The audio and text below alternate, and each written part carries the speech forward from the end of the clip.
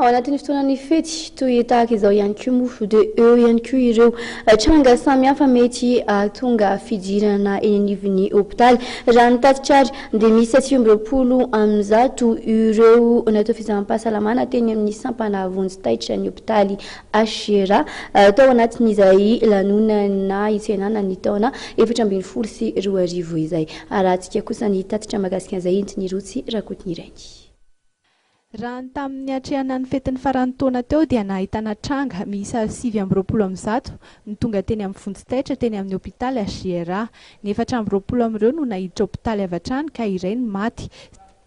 Saika olana teo amin'ny fifamaliana na fifamonoana vokatry ny fisotroana alikaola diso tafahoatra no nahatonga ny loza araka ny fanazavan'ireo mpitsabo ka ny 470 amin'ireo tonga teny an-toerana dia vokatry izay fifamaliana izay indrindra.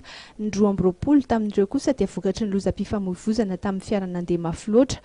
Raha oharina tamin'ny fetin'ny faran'ny taona tamin'ny taondasa araka ny nambaran'ireo mpitsabo dia somary nahitana fienana ireo niaran-doza ka tsy maintsy nahiditra hopitaly ny tamin'ity taona ity.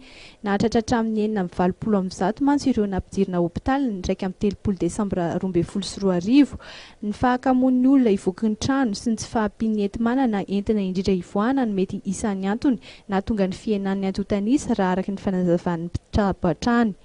Na izany aza dia mbola andro fety ihany koa ny andro androany ary mbola betsaka ireo mponina no mbola mieritreritra ny hanohy ny fety.